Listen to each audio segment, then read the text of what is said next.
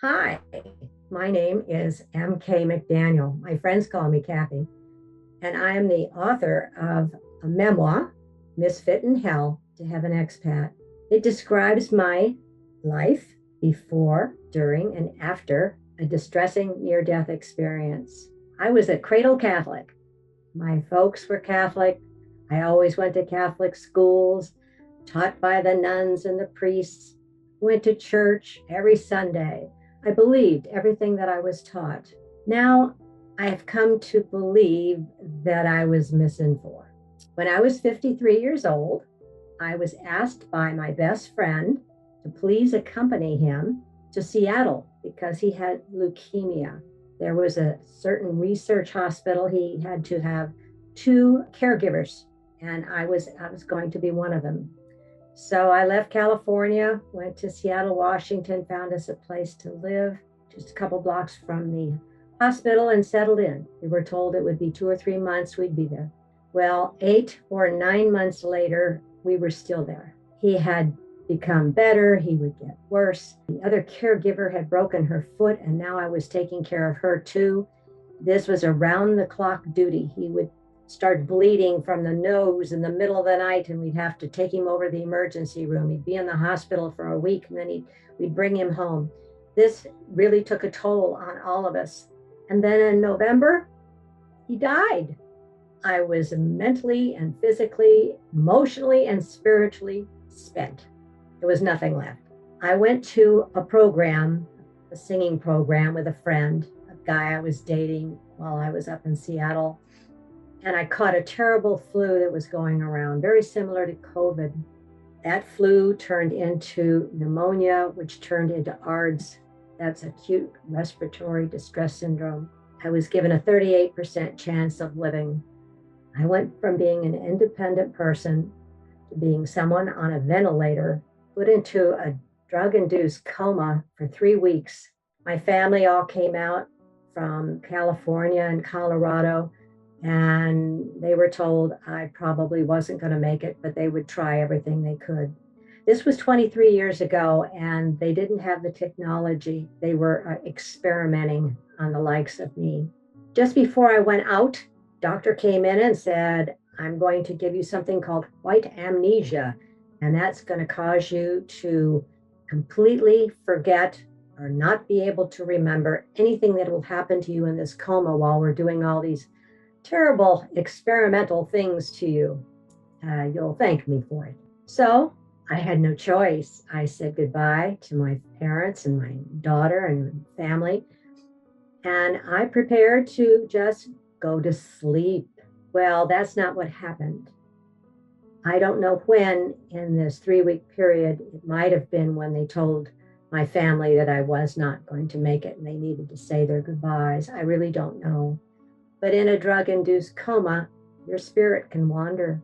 And all of a sudden, I woke up. I became conscious, and it was completely dark. There wasn't a sound. I had no reference as to whether I was sitting or standing. I thought somebody was playing a trick on me and stuck me in a closet. So I just waited.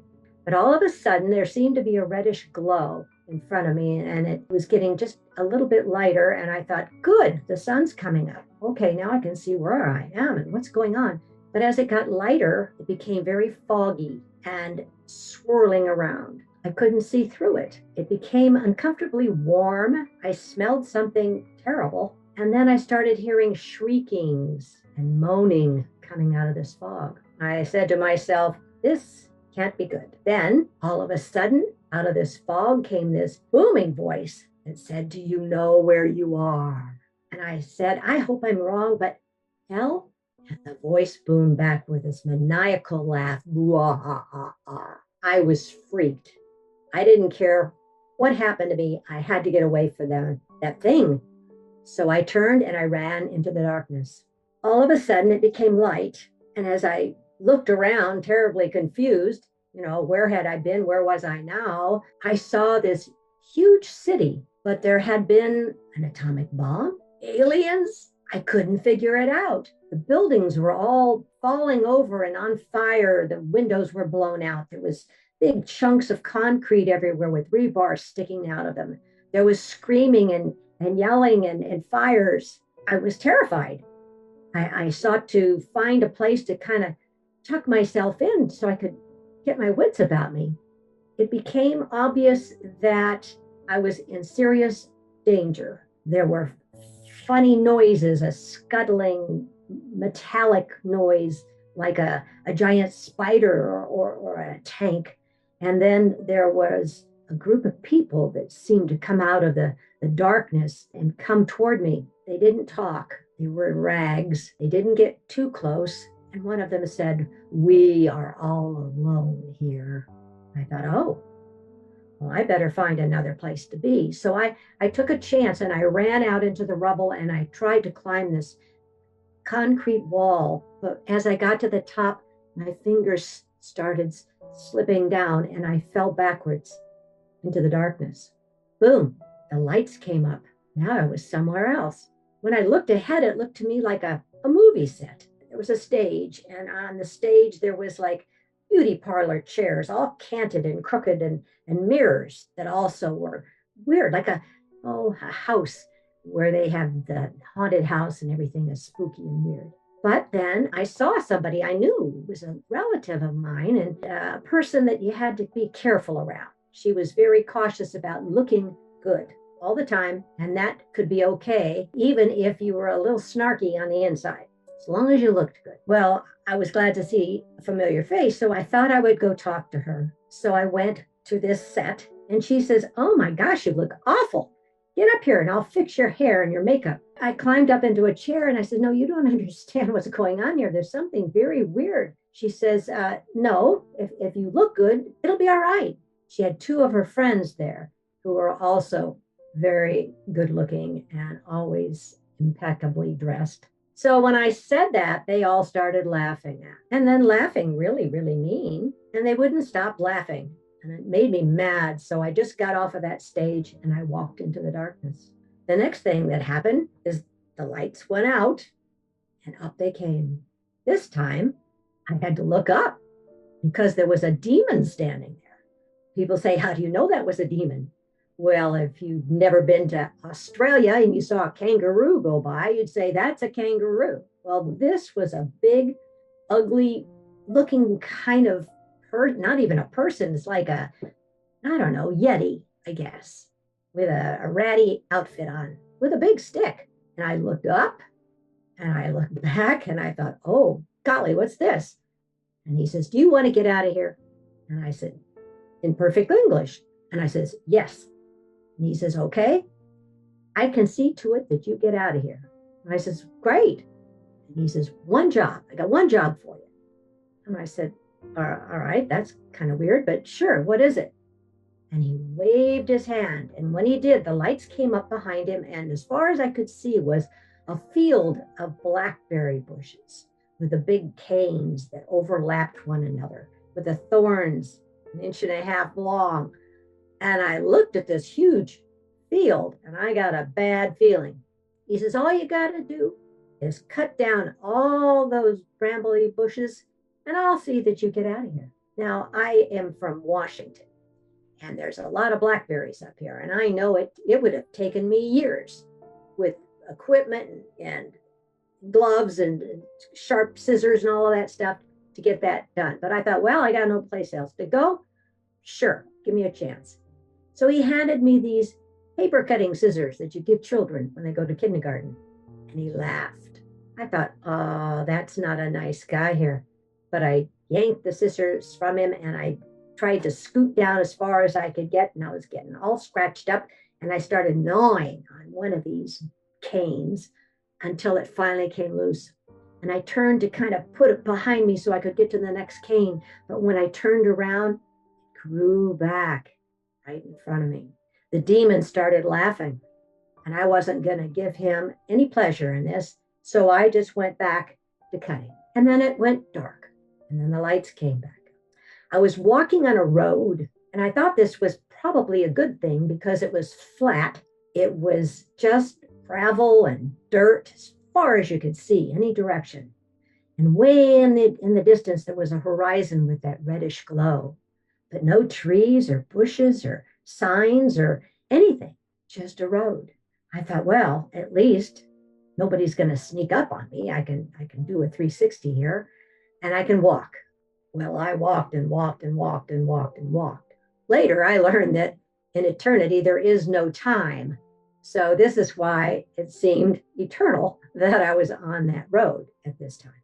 I walked and walked, and then finally, I started smelling something, but it smelled good. And I thought, oh, I don't know how long I've been here, but I'm tired and I'm hungry and I'm thirsty, and maybe somebody up there is cooking and I can get something. Again, I had no idea where I was. This was just my reality, and I was making the best of it. I came to a bend in the road, and on one side, there was a man sitting in a chair, which I thought was strange. And on the other side, oh my gosh, there was all these tables laden with food. Oh, and they smelled so good, from desserts to entrees to salads and everything. And there was this woman furiously fixing things and setting out dishes and making sure everything was ready. And I noticed again, it was a relative of mine. See, when I was down there, I never believed I was dead. I never felt dead, just confused. So I kept going.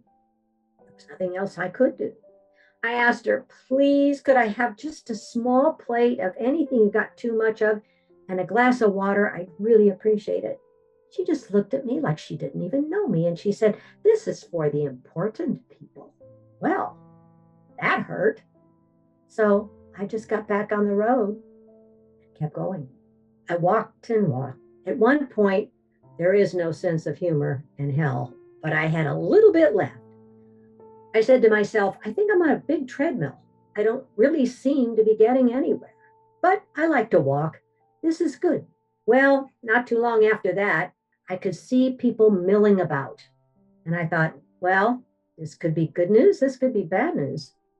But as I got closer, I could see that they were limping, dragging their feet and muttering, making growling noises. Ah, geez, this is not going to be good. They had rags on, and the women wore shawls that were ratty and dirty. And I had to go through this crowd of people. I don't know how many were there, maybe 20, to get to the other side of the road. There was no other place to go. So I thought to myself, well, maybe I'll just keep my eyes down and I'll shuffle, and they'll think I'm one of them and I can get through onto the other side and keep going.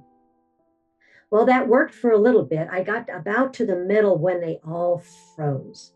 So did I. Then the women with the hat shawl things on, they went to the outside of the group, and the men started coming toward me. They were growling, muttering some language I didn't understand, and one reached up and punched me in the chest and sent me flying backwards onto my back. Another came by and kicked me. Then they jumped on me and did unspeakable things. When they were through, one of them leaned down in my face, and his breath stank, and his face was, the skin was falling off. It was rotted. And he says, we all have AIDS, and now you do too. You will not be able to die. You'll just get sicker and worse. That's your fate. Well, then they backed up, and a lady came out, a lady demon. She was kind of half person and half demon, not an attractive look. She leaned over me and she says, you're one of us now. Get up. So I had nothing better to do. And I thought, well, at least she'll get me away from these guys. So I gathered what was left of my ripped clothing and I stood up. And by then, I'm thinking, I don't know if I'm going to get out of here or not. Along the way, the demons had said, just despair, just give up. You'll never get out. I followed this lady to another group, and this was women like myself who had obviously been through what I had. They had tattered clothing on. Their eyes were down. They were weeping. I got in line, and she took us to the edge of the forest, and before us was a tundra, ice and snow on the ground, no trees, as far as you could see. She told us to get in line and follow her. And so we did, one by one. As it started to snow, I thought, wow, how can this get any worse, But it did. And we walked and walked until that snow was chest high. And the expression cold as hell is real. We were freezing. And as we finally got to this cabin, she opened the door and shoveled us all inside and made us sit down on the floor. And I said to her, I've been here a long time, and it just seems to be a particularly depressing, bad energy time. Something I don't know about? And she says, well, it's Christmas on Earth, and that's always the worst day in hell. I thought, hell? I mean, I had been pushing that thought out of my mind, but to hear her say it, I was the last straw, but I wasn't giving up. I just started singing a Christmas carol, my favorite one, Away in a Manger. I thought, what else can they do to me? I mean, really. So as I started singing Away in a Manger, a crib for his bed, she whirled around and she yelled, shut up, lifted a stick that she had been carrying. The other ladies kind of looked at me and I kept going. The little Lord, and as I got to that part, me and the ladies were singing together. She leapt at me like a spider and I closed my eyes and it went dark. And the light came up, but this time I was infused with his tremendous love and joy and bliss. I couldn't believe it. I felt like every molecule of me was just swimming in this ocean of love, completely saturating me. I was so happy and joyful, and everything that had happened, I couldn't remember. There was nothing but the love. And then as I kind of looked around, seemed like this white light was kind of turning into a cathedral or someplace with white granite walls. And as I looked over straight ahead, there was my friend, the one that had died only a month before. And he looked great. Last time I'd seen him, of course, with a leukemia, his face was all mottled. He'd lost all his hair. His eye was all swollen with infection, but he looked wonderful. And instead of 53, he looked about 35. He had on the sweater I gave him for Christmas. He was so happy to see me. He was just skipping from one foot to the next, and like he really had a lot of things he wanted to tell me, and I was just shocked. But I was so happy. And I thought, oops, he doesn't know he's dead. And I just thought that. But by the way he was laughing, I thought, oh my goodness, he heard me. And if he's dead, then I'm dead. I was so excited. This must be heaven. And I said to him, why are you standing in front of that doorway? And I saw a table over to one side with a great big book on it. It was open about halfway. And I thought, he was showing me something in that book. What was it? But he started walking toward me, and I was excited. And he said, now, Mary Kay, you've got too much left to do. What? I said, no, they were throwing me out. And I said, no. And he just smiled, and boom, I was gone. But this time it was like in a meadow, and there was a stream. And I figured later on, when I'd had time to think about this whole thing, God was probably giving me a timeout because I was angry and he wasn't going to send me back in that condition. So I walked along this stream, which was going downhill. And it was lovely. And I met this lady there, and she spoke a language I didn't really understand. It sounded Scandinavian, but she gave me this beautiful handmade quilt, small one. And I said, thanks, and she motioned, still talking in some language, to go down further down the stream. So I put the quilt over my shoulder and walked down the stream. It really was lovely. Another lady was there. She was sitting in a rocking chair. And she waved and I waved, and she starts talking in this language, and she hands me, these were like trousseau items, that you would get when you're going to become a bride. And she gave me a little nightie thing with lace on it. And I thought, oh, thanks. Threw it over my shoulder, kept walking. The final lady gave me another pretty lacy gift, and then a piece of paper that she said in English, be sure and give this to my boyfriend's name, and tell him you must live together.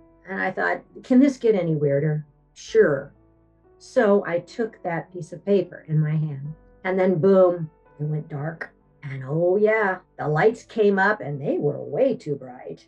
And there were all these people milling around, and I thought, oh no, the zombie people are back. But then one of them said, "Oh, mom's awake." The other one says, "Oh my gosh, she's back." And I thought, who are these people and what's going on? Why can't I move? Why can't I talk? And they gathered all around me and said, "Now, mom, my daughter says you've been really, really sick. We didn't think you were going to make it, but you're back." And we prayed. Oh, we had a prayer chain going around the world. And I thought, oh, you terrible people. Is this the reason I got thrown out of heaven? But I couldn't talk. I had, of course, the trach was still inside me, and I had dwindled down to 86 pounds because of just being fed in a nasal tube. So I had no muscle mass left. I couldn't move anything. The doctor came in a couple days later to examine me. The only thing I could move was one finger, and I could blink. That was it. So here I am with this message reverberating, "You've got too much left to do." And I thought, I can't even breathe by myself. How am I going to get all this stuff done so I can go back to heaven? Well, I had been in the coma for almost 3 weeks. I was there a month, and I finally got to go home. I was very depressed. I was still haunted by the demons. I was unsure of what the hell that was all about. How did a good Catholic girl like me get thrown in hell? And nobody wanted to hear my story. They got too upset. That's depressing. That's weird. Why were you in hell anyway? What'd you do that we don't know about?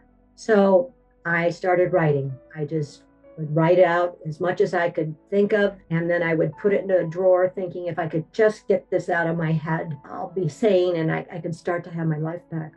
It took me 10 years to find a group called IANDS, the International Association of Near-Death Studies.